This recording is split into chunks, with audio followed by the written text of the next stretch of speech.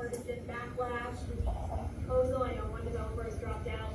How did that come about, and what is the future role for that proposal? So this was something that was leaked. It was not approved by me. I never saw that. It is they're going back to the drawing board. Talk to your local communities. Here's the thing. I'd rather not spend any money on this, right? I mean, if people don't want improvements, then don't do it. And so that'll be something that citizens can be able to do. They're not doing anything this year. They're going to go back and basically listen to folks. A lot of that stuff was just half-baked, and it was not ready for prime time when it was, and it was intentionally leaked out to a left-wing group to try to create a narrative. Since I've been governor, we've added over 250,000 acres to conservation land. We established a Florida wildlife corridor. So we've done a lot of stuff. And on the state parks, if there does need to be improvements, we're not going to take away any green space. We have an existing footprint, and you do. But I mean, if we do nothing, then that's fine with me. Now, the one issue of the folds of honor.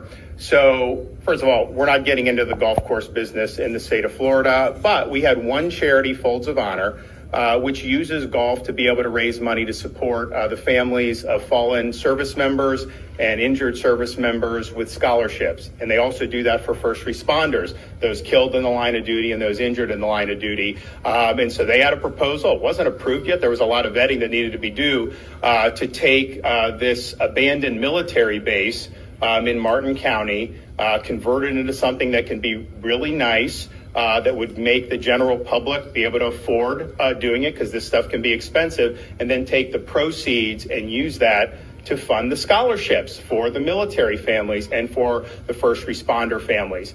But that is what they're doing. It wasn't like they were going to make a lot of money. Now, they're not in the business of courting all the controversy. So people down there, a lot of them were upset about it. Some was misrepresented as if they were going to try to take away all this unspoiled land. No, there was almost 1,000 buildings on that base back in the day. There's still some of the remnants of it. But be that as it may, they've withdrawn that proposal. That was the only thing we were interested in, just because it had the connection to the military stuff. So that's done. Now, Folds of Honor, I think they've done a lot of good work. And so it's not going to work in a state park, and it may not work anywhere in Florida where you're getting new land and kind of doing it. But what I think they could potentially do is take some of the existing courses that have been run down or abandoned, raise a bunch of money, make it something nice, and then use that to help military and first responders. We saw an example of that in West Palm Beach. So they had an old municipal course that had basically closed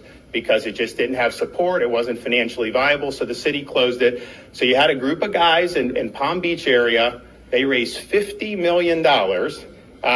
They sunk it in, created a whole new course. They have like a 9-hole lighted thing, a driving range. They have all these programs for youth.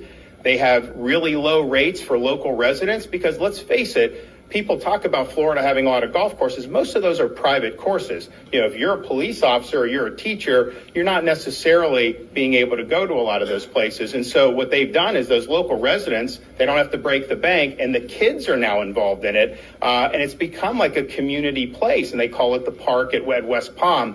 Now, that required a lot of resources, and it wasn't government money. They raised it. But that is a really, really good model. And if you can replicate that, I think it would be really, really good. So maybe if that group found a facility that was run down and rehabbed it, that may be something that would work out. But I'm definitely somebody that wants to be able to provide opportunities for kids that may not be able to afford all kinds of outdoor recreation, all kinds of sports, and just rank and file members of the general public. I mean, you ought to enjoy all these different facets of life without having to break the bank. And I think one of the things is, just as a parent with kids and families around the state, there are things that are just very expensive now. If you look at the parks and some of these other things. And so I think what they did in West Palm was really, really impressive. I don't think there's been anything like that anywhere in the country that has met that degree of success. But that was not government money. That was a bunch of people that raised a lot of money, and they made the economics work because they did it. And your second question is?